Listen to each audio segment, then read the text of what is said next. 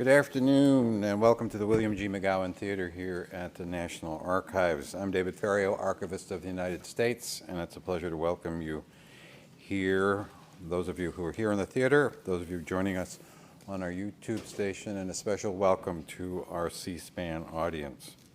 Before we get to today's discussion, I'd like to let you know about two other programs coming up soon. On Friday, February 16th at noon, Professors Chris Myers, Ash, and George Derek Musgrove will be here to talk about their book, Chocolate History, A History of Race and Democracy in the Nation's Capital. It's a tumultuous four-century story of race and democracy in Washington, D.C., a city that has often served as a national battleground for contentious issues, including slavery, segregation, civil rights, and the drug war. And after a 2-year absence from public view, Abraham Lincoln's original Emancipation Proclamation will be on display in the East Rotunda Gallery during President's Day weekend. Don't miss this rare opportunity to see the original Emancipation Proclamation. The document will be made available for viewing on February 17th, 18th, and 19th between the hours of 10 and 5:30 each day. To learn more about these and all of our public programs and exhibits, consult our calendar of events online at archives.gov. There's a table outside where you can sign up to receive email updates. And another way to get more involved in the National Archives is to become a member of the National Archives Foundation. The foundation supports all of our education and outreach activities, and there are applications for membership in the lobby also. Today's program takes a close look at Thomas Jefferson's three daughters, Martha and Mariah Jefferson and Harriet Hemings, while depicting the life of Thomas Jefferson through their eyes. Author Catherine Kerrison painstakingly researched their lives using primary sources, including court cases and records of the district courts of the United States, and deed books in the records of the government of the District of Columbia here at the National Archives. In previous accounts about the Hemings family, authors such as Annette Gordon-Reed made the case that Jefferson fathered children with Sally Hemings. For the first time in Jefferson's three daughters, Mary Beth Norton with New York Times Book Review writes, Kerrison's beautifully written book takes the relationship's existence as a given. In a Christian Science Monitor review, Barbara Spindell wrote, like all great histories do, Jefferson's Daughters brings its period vividly to life, a credit to Kerrison's exhaustive research, her passion for her subject, and her elegant writing. Catherine Kerrison is an associate professor of history at Villanova University, where she teaches courses in colonial and revolutionary American and women's and gender history. She holds a PhD in American history from the College of William and Mary. She's the author of several scholarly articles and 2 books, and has presented her work in conferences in the United States and abroad. In the course of her research, she has won grants and fellowships from organizations such as the National Endowment for the Humanities, the Colonial Williamsburg Foundation, and the Virginia Historical Society. Her first book, Claiming the Pen, Women and Intellectual Life in Early American South, won the Outstanding Book Award from the History of Education Society in 2007. Ladies and gentlemen, please welcome Catherine Kerrison.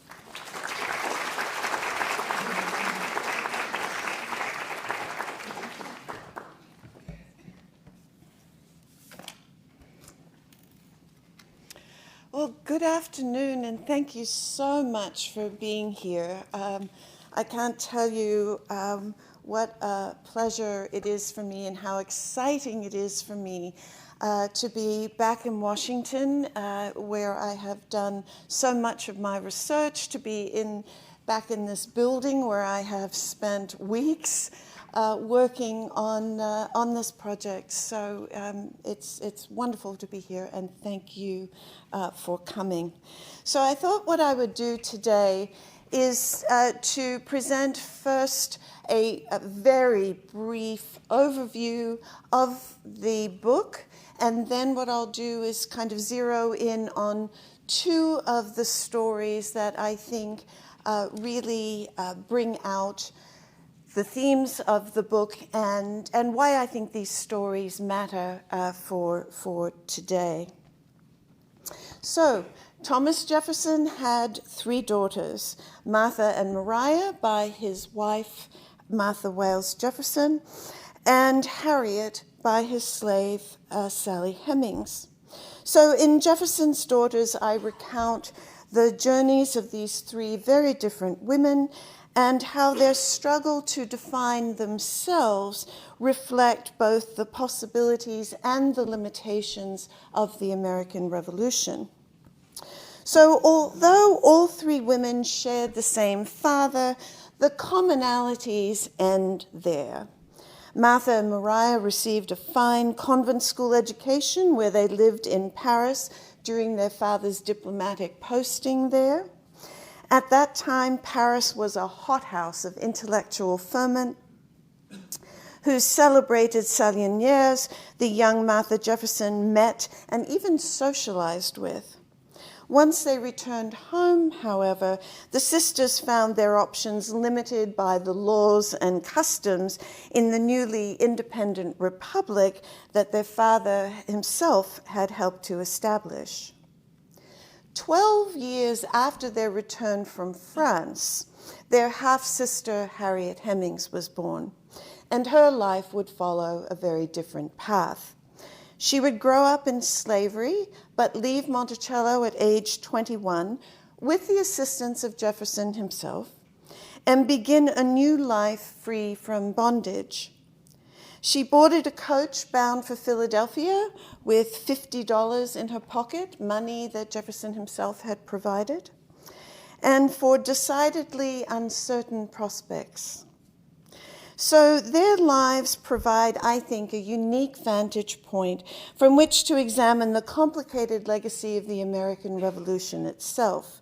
And I wrote this book to show how their richly interwoven stories and their own individual struggles to shape their own destinies shed new light on the challenges we still face in this nation today for the ongoing movement towards human rights, as well as, of course, the light it sheds on the personal and political legacy of one of our most controversial founding fathers. So today I thought I'll open up the stories of Martha, the eldest, and Harriet, the youngest. So Martha, born in 1772, was 10 years old when her mother died. She was a witness to Jefferson's agonized grief and his companion when he traveled to France in 1784. So the young Martha learned early her vocation in life, complete devotion to her father. She was barely 12 years old when her father placed her in this elite convent school. This is one view from the courtyard, and just a partial view. This entire building is the length of 2 football fields. So it gives you an idea of the size. So this is, again, sort of from the inner courtyard. And Martha, the day that her father dropped her off at this school, they would have entered through doors that are concealed behind this bush, but the Mother Superior's offices were up here, and there's a gorgeous staircase that takes you from up here to the Mother Superior's office. This is from the street view, not quite as impressive, but this is the chapel, the Roman Catholic chapel, right, that in which Martha would attend services as well. So Pantamont was one of the most fashionable schools in Paris, and certainly by a mile the most expensive. There, in an all-female community headed by an aristocratic abbess and devoted to the girls' intellectual life, Martha would have the experience of a lifetime.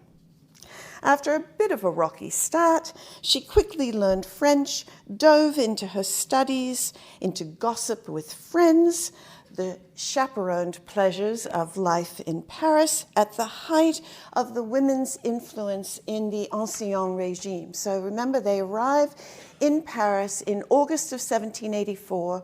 They leave in September of 1789, so 2 months after the crowd besieges and storms the gates of the Bastille.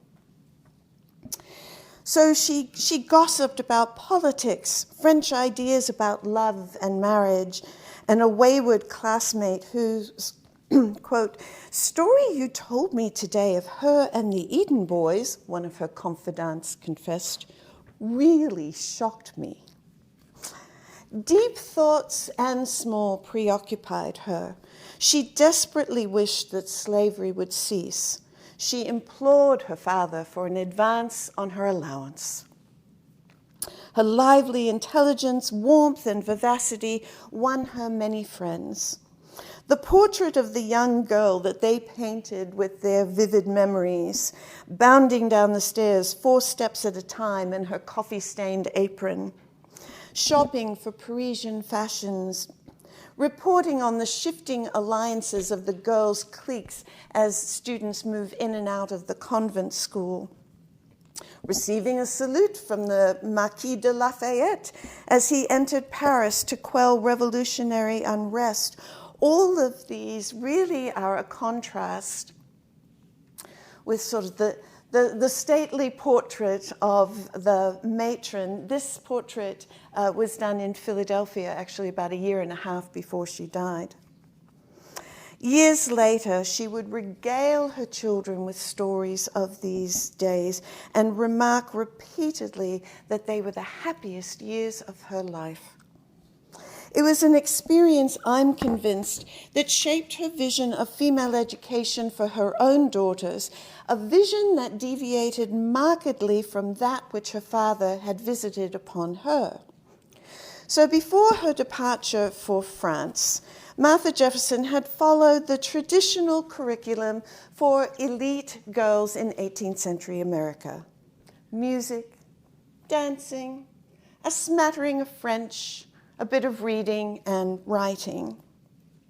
This, Jefferson once contended to a correspondent, would be sufficient preparation for protecting her family fortunes if she was so unhappy as, in his words, to marry a blockhead. Things were different at Pantemont. There, Martha was introduced to geography, history, arithmetic, and modern languages. She read deeply in French literature, attended the opera and the theater, socialized at the Palais Royale. This is a print of the Palais Royale from 1784.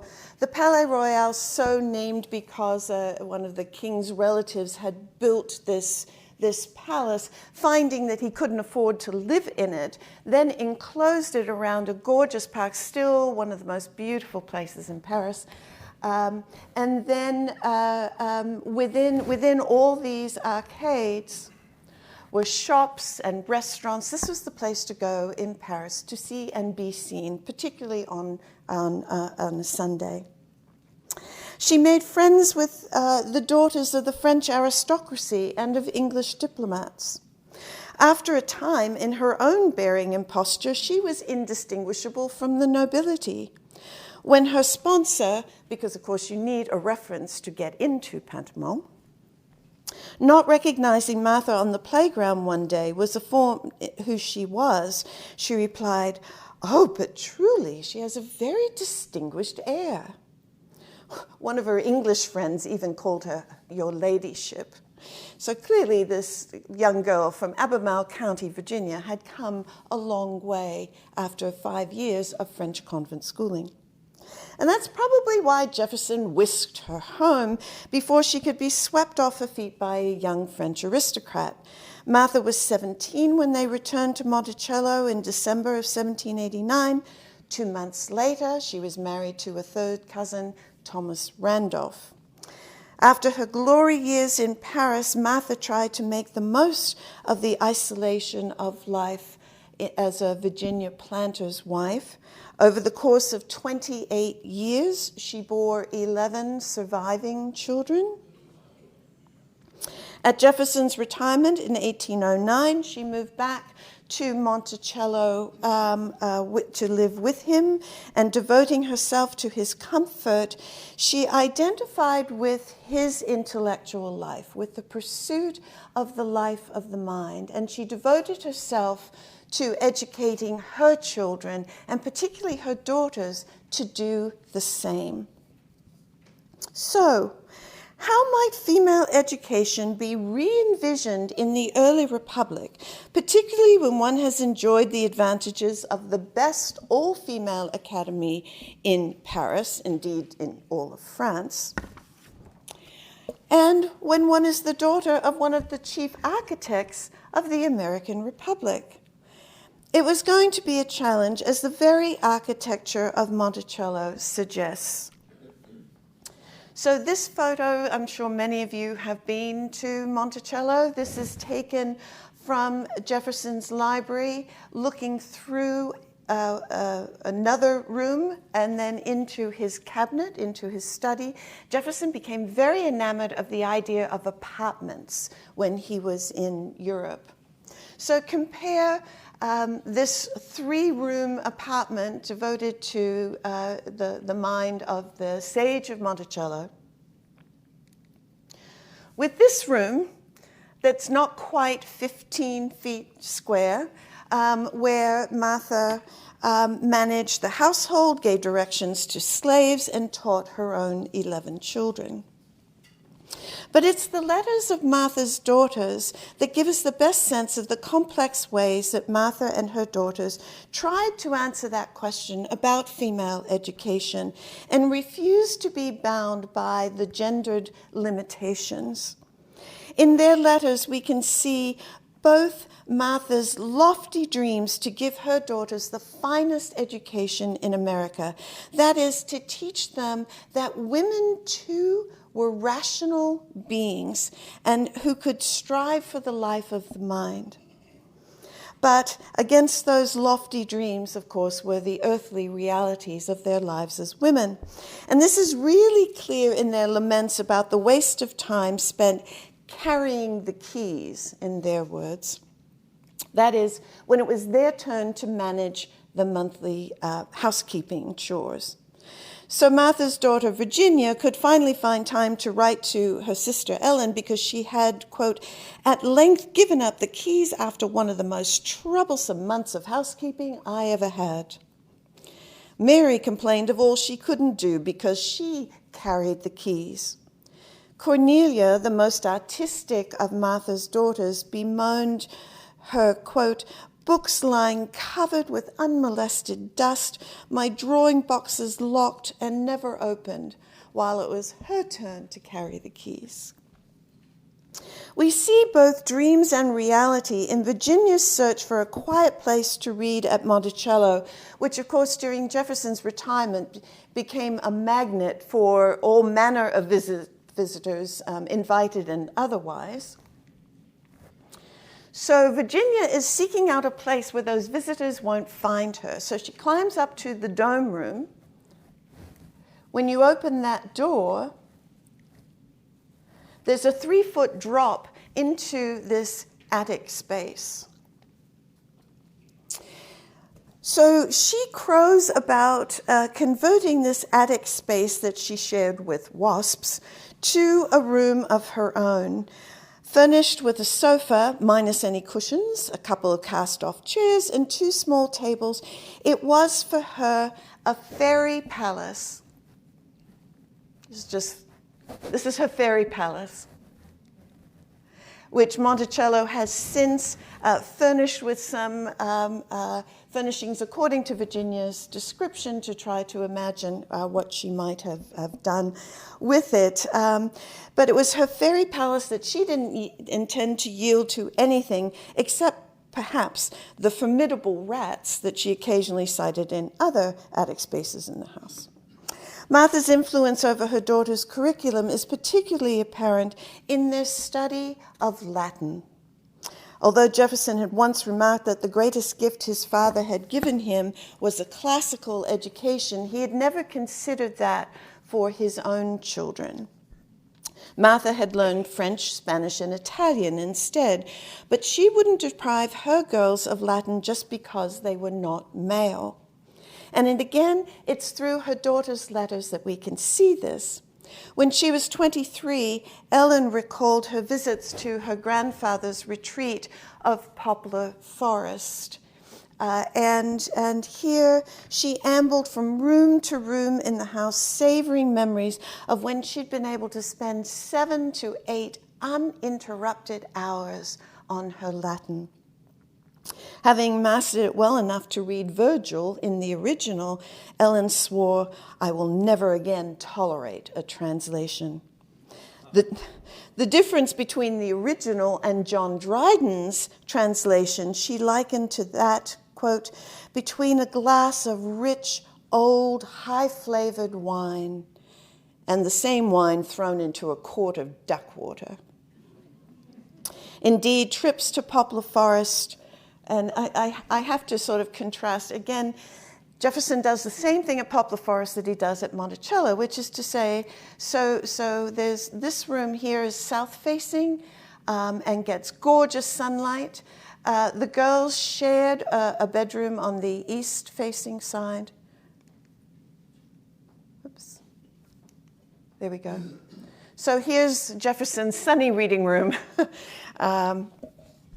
But trips to Poplar Forest were the closest that Martha's daughters would come to realizing what author Virginia Woolf would dream of in 1929, a room of one's own. A place into which the world, particularly with its demands on women, could not intrude, a place devoted only to the intellectual life.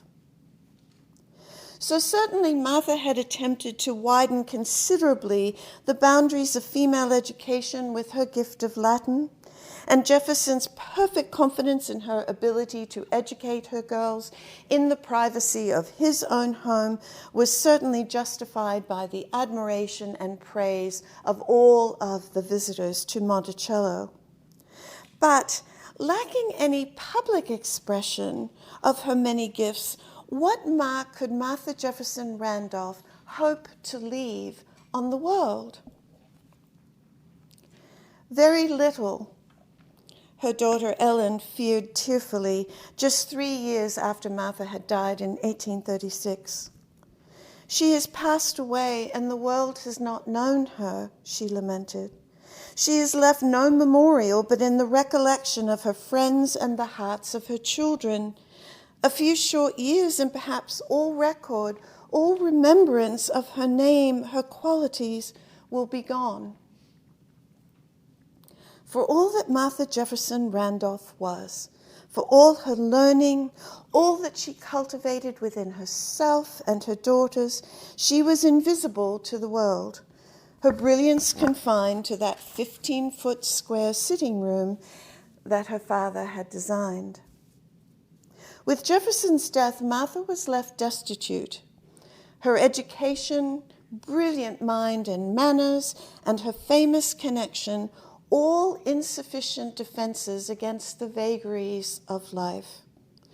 Her story serves as a cautionary tale today, I think, of the benefits and perils for women of relying on men, even wealthy, well-intentioned men of reputation, for their life's meaning and livelihood.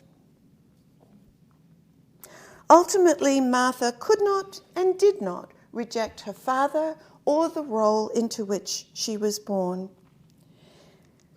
Harriet Hemings, who was born in 1801, did.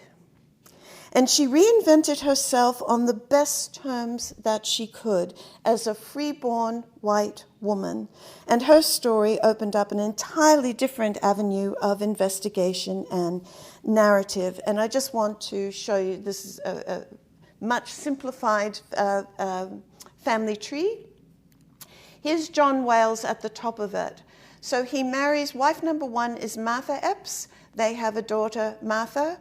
Martha dies. As an adult, Martha marries Thomas Jefferson and has Martha and Mary, later called Maria. After John Wales's third wife died, he begins a relationship with his slave, Elizabeth Hemings, who in fact had been brought to his household by wife number one, Martha Epps. They have 6 children together, the youngest of whom was Sally Hemings, born in 1773, the year actually that John Wales died. So 2 things I think sort of worth noticing here. First of all, that Jefferson's wife and Sally Hemings had the same father, John Wales. Right? The other thing to note is that Jefferson's daughter Martha and Sally Hemings, born within roughly a year of each other, and so they will be going through their childbearing years together at Monticello. Okay, so we don't know exactly when Harriet Hemings left Monticello, certainly by the end of May 1822, when she turned 21 years old. But we do know it caused quite a stir in the little town of Charlottesville. There was a great deal of talk about it, Jefferson's overseer later remembered. People said he freed her because she was his own daughter. From Courthouse Square, where Harriet had boarded the stage for Washington, you can easily see Jefferson's home atop his little mountain. There on the square, over their whiskeys or peach brandies, the townspeople had freely discussed among themselves and with snooping strangers Jefferson's relations with Sally Hemings and the children who looked so much like him. Now, jaws agape, they animatedly sought to explain why Jefferson would free Harriet Hemings. Everyone knew, as Jefferson himself had once said, that, quote, a slave woman who brings a child every 2 years is more profitable than the best man on the farm. That would certainly explain why Jefferson had never done such a thing before, or why he never did again. Harriet's story might well have ended there had it not been for her younger brother, Madison, who told his family story to an Ohio newspaper in 1873, so just over 50 years after Harriet left Monticello. Somewhere along that road north to Washington, Harriet discarded her enslaved identity for that of a freeborn white woman. She was, and if you sort of do the rough math, I'm an historian, I don't do math, but she was 7/8 white. It was a declaration of independence from her origins of such breathtaking scope as to rival that of her father's, and like hers too was successful. This was her likely arrival point, Jesse Brown's famous hotel on Pennsylvania Avenue. It boasted the largest assembly room in the city, a fine restaurant, and it was a bustling depot stop. Madison reported that Harriet, quote, married a white man in good standing in Washington City and raised a family of children. She likely lived until at least 1863, for in 1873, when Madison was telling the family's story, he said that he had not heard from her in about 10 years. But during all those years, he said, he was not aware that her identity as Harriet Hemings of Monticello has ever been discovered. Nor, to my knowledge, had anyone really gone looking, so I decided to take the plunge. It became clear to me immediately that she dropped the Hemings name, but knowing that, as Annette Gordon-Reed once said, the Hemings had a positive mania for naming children after family members, I decided to look first at birth records to see if I could find a mother of sons who bore the names Beverly, Madison, or Eston, which is to say the distinctive names of Harriet's brothers. They would stand out in the masses of William and John and Thomas. So it turns out, and many of you might know this, the District of Columbia didn't begin to keep birth records until 1874. Nor, of course, again, as I'm sure many of you know, the federal census doesn't begin to list names of every person in the household until 1850. But the district did keep marriage records beginning in 1811. Because there were no Hemingses in the marriage register, I went through them and listed all the Harriets who married between late 1821 and 1830. By that point, Harriet would have been 29 and I think married. That gave me a list of 59 Harriets, and better still, 59 husbands. Better because, of course, men leave much more of an historical imprint in the records than women do. So having a discrete list of 118 names, I thought, okay, I've got something to work with. Still in search, of course, of the children's names, no district birth records, so I'm thinking, well, I go to church records. But of course, then I have to identify which churches were around in DC in the 1820s and 30s, and then, of course, construct a genealogy of those churches because many either merged with other congregations or moved, changed locations, or faded away altogether. So any of you who have done your own family histories, I'm sure, have encountered these kinds of challenges. So I read the 1850 and 1860 censuses, again looking for those distinctive names. I looked through city directories. Here's a sample page from the first city directory published, happily enough, in 1822, the year that Harriet would have arrived. Notice here James Monroe, President of the United States, residing at the President's house. Not to be confused with James Monroe, who was an engineer at Dyer's Steam Mill. But the city directories helped me place these men on the landscape, where in the city they lived and worked, identifying their trade, getting some kind of an idea of their economic standing. Remember, Madison said his sister married a man of good standing in Washington City. In doing that, I eliminated with confidence perhaps a third of the Harriets on my list, and there were a few who had me going for a while. For a time, I was chasing after Harriet Walker, who married a man named John Newton in 1825. Her last name would be perfect, considering that she had walked from Monticello, according to Ellen. I should also say I've been keeping an eye out for Beverly, whose first name was William, and who did exactly what Harriet did, which is to say, leave Monticello, go to Washington as a freeborn white person. He married a white woman from Maryland, and they had a daughter, and both Harriet and Beverly have disappeared from that historical record.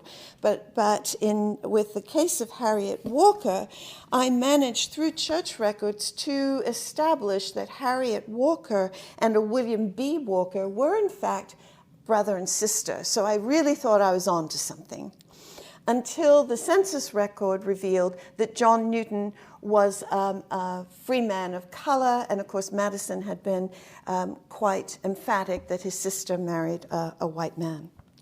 I wondered if she was Harriet Free, another suggestive last name, but I found her baptismal records in the Rock Creek church records.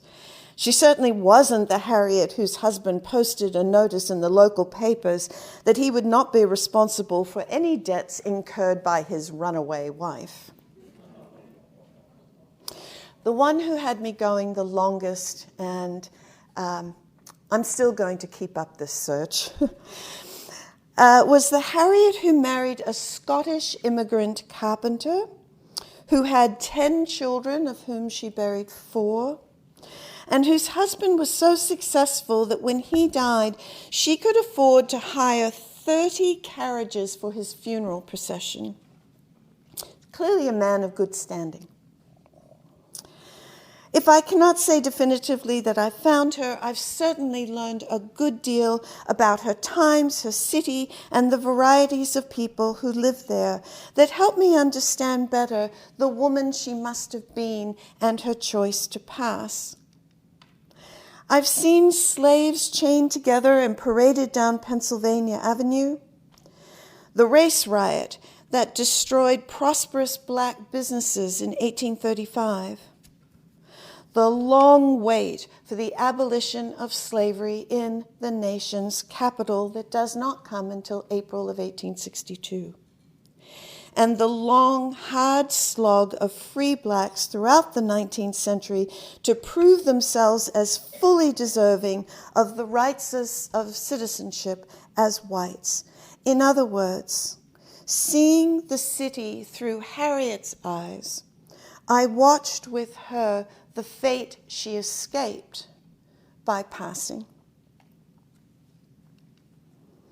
This shows the Capitol building as it would have appeared in 1822 before the first dome when Harriet arrived. And you can see these poplars lining Pennsylvania Avenue were planted by her father. And here is a post-1824 view of the Capitol. So I also met the people who built this city, staffed a growing bureaucracy, and served an expanding population of government officials, clerks, and many transients. I saw the daily labor of women to sustain their families with their gardening, marketing, cooking, and sewing. Women who died in childbirth, and women who rose from childbed only to bury children who died before they really had had a chance to live. And in spite of everything, with her intelligence and her grit and determination, Harriet Hemings blended right in. But of course, this isn't a story of unadulterated triumph. We need to think long and hard about what it means to live one's life this way. Unlike the family of her half-sister Martha, whose voluminous letters map out lives devoted to one another and, of course, to Jefferson's legacy, Harriet lived out her life in the oblivion of exile. Geographically severed from her mother and her two younger brothers, silenced by the weight of institutionalized slavery, vanished into white society, Harriet suffered the appalling rupture of her birth family. We don't know when her correspondence with Madison began. We don't know what she knew about her family's lives after Jefferson died. We don't know when or how she even learned of her mother's death 9 years after her father had died. Slaves did not possess lineage, historian Saidiya Hartman has pointed out. The rope of captivity tethered you to an owner rather than a father, and made you an offspring rather than an heir. Well, Jefferson may have thought of Harriet as his offspring, but as the daughter of Sally Hemings and the granddaughter of the family matriarch Elizabeth Hemings, Harriet was heir of the proud Hemings line. But passing forced her to bury that lineage. It was the price she had to pay to claim the rights accorded only to whites in America. Legal scholar Cheryl Harris has told the story of her grandmother who passed as white to obtain a job at a Chicago department store during the Great Depression of the 1930s. Harris watched the pain flit across her grandmother's face when she told the stories of those days, remembering the monumental effort of self-effacement that they required. Quote, "She was transgressing boundaries, crossing borders," Harris now understands. No longer immediately identifiable because her grandmother had moved from Mississippi. Her grandmother, quote, "could thus enter the white world, albeit on a false passport, not merely passing, but trespassing," unquote. surely echoing the lesson that Harriet Hemings had learned a century earlier as she hid her family story behind the impassive facade of her white face. Harris's grandmother knew that, quote, accepting the risk of self-annihilation, that is, of her black identity, was the only way to survive, unquote.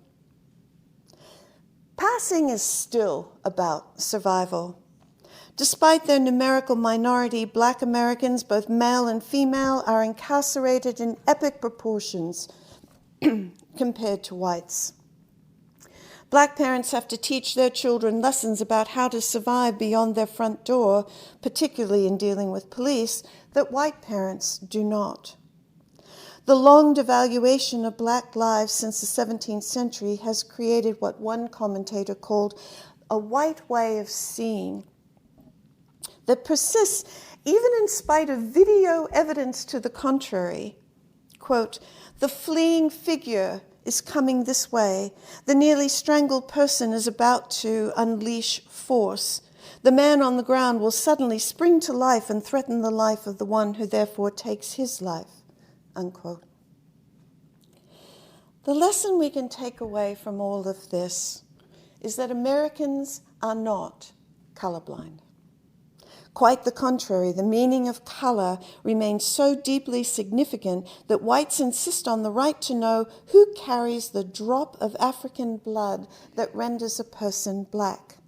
And they protest when it's not visible, as though blacks have trespassed onto the grounds of white privilege from which blacks are supposed to understand they are barred.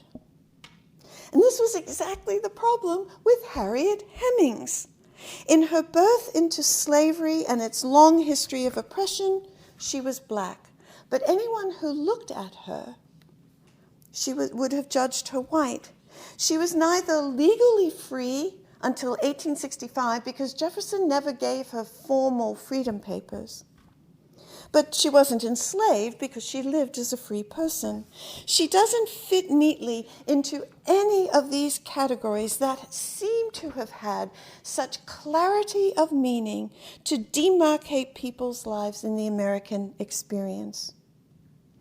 And as far as her Randolph cousins were concerned, Harriet Hemings was a trespasser too, properly barred from the privilege of their common descent from Thomas Jefferson, of which, of course, the Randolphs were so very proud. Trespass remains a sore point between recognized Jefferson descendants who claim the right of burial in the Monticello graveyard and any Hemings descendants who seek access to that graveyard.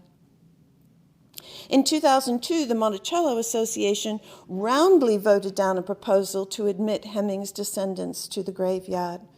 A dozen years later, when Jefferson descendant Tess Taylor, a white woman, arranged to meet slave descendant Gail Jessup White at Monticello, they walked to the graveyard together. I unlocked the gate, Taylor recounted simply, apparently unconscious of the fullness of that moment, sitting atop 2 centuries of family history, the white person in possession of the key, while the other remains locked out. But what we need to see, and that I hope my book shows, is that the legal and social barriers that have separated us by race and gender are as much the work of human hands as the fence that surrounds that Monticello graveyard. That I didn't find Harriet Hemings, spoiler alert, only proves the point that we are all connected. We need to acknowledge the utter artificiality of these systems that separate us so that we can begin the collective effort to dismantle them and embrace our common humanity. And as we confront a revived movement to redefine citizenship as white and Christian only, this from Charlottesville last year, and as Black Americans today still strive to convince white Americans that Black lives matter, I think this is as opportune a time as any to think about Harriet Hemings' story. Thank you for your attention. Thank you.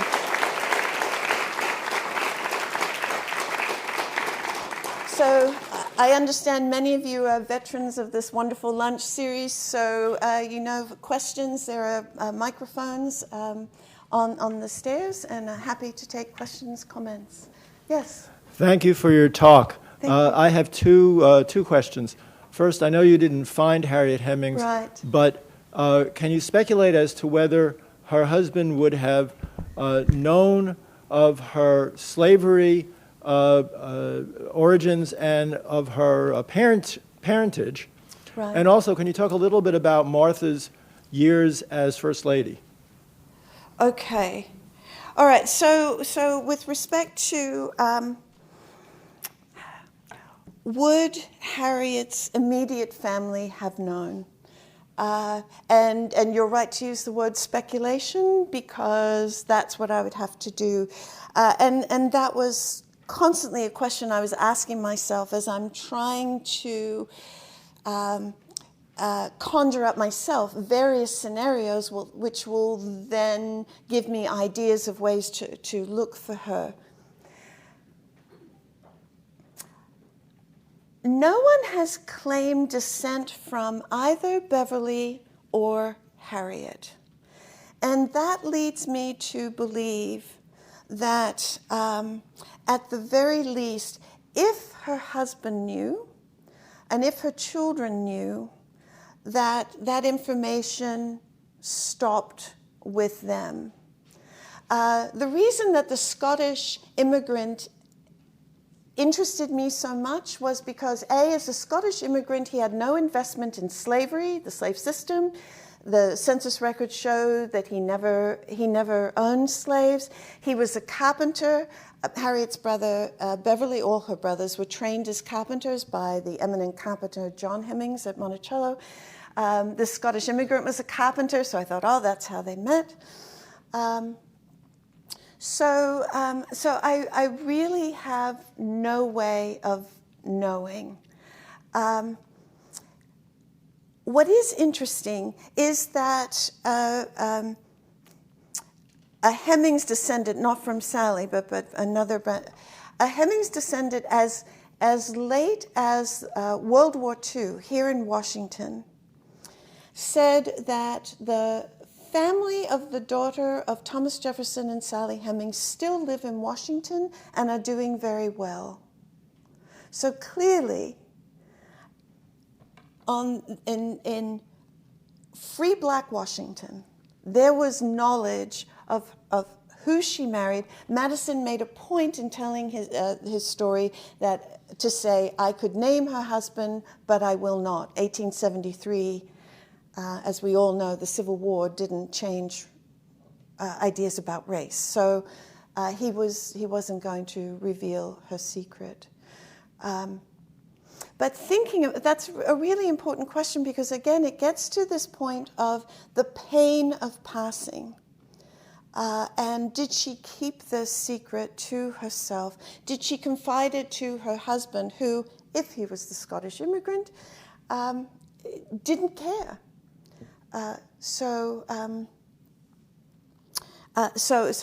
really don't know. But the utter silence that accompanies this suggests that the secret was held early on rather than later on the white side of the family. With respect to Martha Jefferson Randolph as First Lady, I know I'm not particularly comfortable with that designation, because Martha visited her father twice when he was president, and was certainly a very congenial, intelligent conversationalist, and certainly an adornment to her father's dinner table when he had visitors. But neither she nor Mariah, who accompanied her on one of those trips, were really interested in sort of the hostessing duties. They were there because Jefferson wanted them there. I mean, it was a pretty grueling 3-day trip. And Martha was pregnant for one of those. Her own son, James Madison, was born at the White House. So I would say it's less the hostessing duties of a first lady and more the filial love of a daughter who wanted to please her father. Thank you. Yes, hello. Hello, Catherine. How are you? Well, thank you. Wonderful presentation. I really appreciate it. I don't have so much a question as I do a comment. You mentioned Tess Taylor. Yes. And the woman who was with Tess Taylor. Yes. Gail Jessup White. I'm the woman who was with Tess Taylor. And I work at Monticello now. I wasn't so much longing to get into that grave site as I was longing to find my family's history. Right. And I'd like to say, on behalf of myself and on behalf of Monticello, that we are fully committed to telling the complete story of all the people who lived there. Not just Martha's children, who was my ancestor as well, 4 times great-grandmother, not just of Thomas Jefferson, but of the 607 people, men, women, and children, that Thomas Jefferson owned throughout his life. We would love to find Harriet. Would we all? So please don't give up your search. But she wasn't the only one. Right. And it's important that we all acknowledge that and recognize that. Every individual at Monticello mattered, everyone. So please always remember that. Yes. And thank you for mentioning me. You're a star.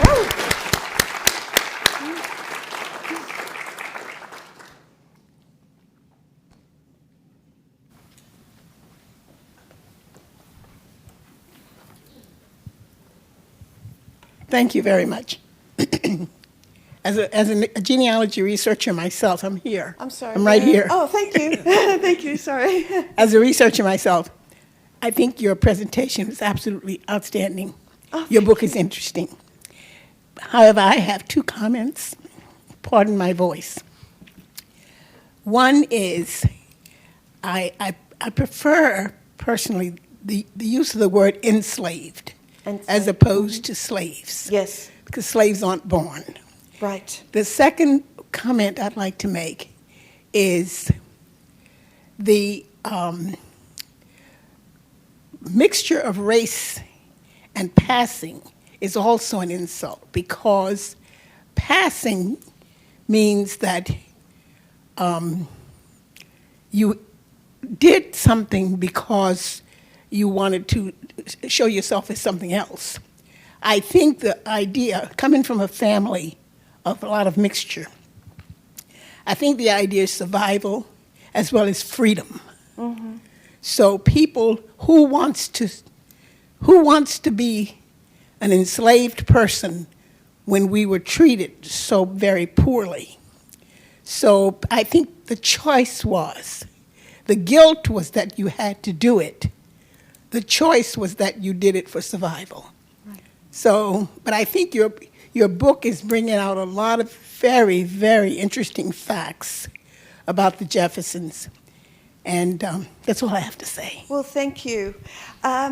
So I agree entirely, and I with your point about talking about enslaved persons and using enslaved as an adjective, and on passing, as you know, is a very fraught topic, and I would absolutely recommend a terrific book by Alison Hobbs, who also did a presentation here called A Chosen Exile, in which she historicized passing. And I think during the history of slavery, for people who passed, it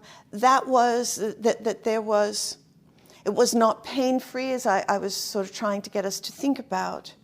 But it was a way of dealing with an atrocious, oppressive system that, and I guess what I was trying to do in my book, and even a little bit in my talk today, was just to kind of problematize the very words that we're using, white and black. I mean, they have no biological meaning. There is no basis for this, for race in science, right?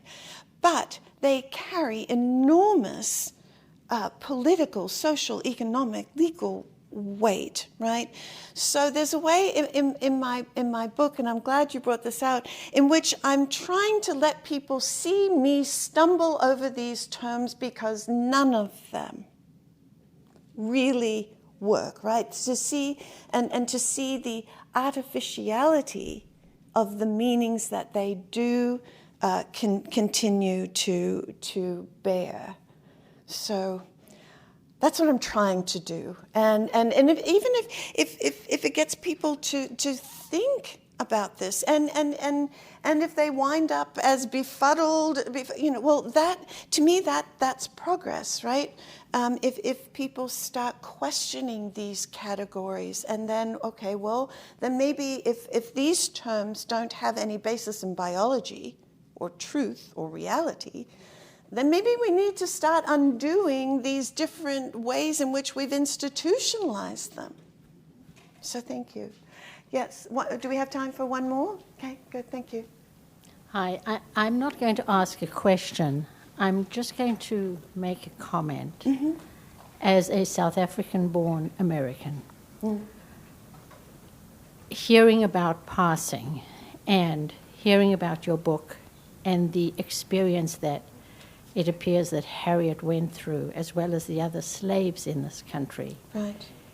It brought to mind what I experienced growing up in Johannesburg. And I actually hadn't thought about passing for a very long time because a dear friend of mine who has since passed away passed. And so I know a little bit about what it meant to pass as white in such a kind of difficult experience. Right, and I think in the American experience, in the 20th century was when passing becomes more problematic than it was during the period of slavery, which is to say, the ways in which, and you had mentioned guilt, right? So the ways in which it might have been perceived as sort of a betrayal of working for the cause of equality for people of color in the United States, but as our last commenter mentioned, I think what we need, especially white people, really need to be conscious of the ways in which these oppressions, these things that we don't even think about, are institutionalized, right? And so whether that was in South Africa or here. I'm from Australia originally. We have, as you well know, our own problems with the ways in which English settlers treated and their descendants continue to treat the indigenous populations. So thank you very much for that. Thank you. Thank you for being here today. Thank you, Beth.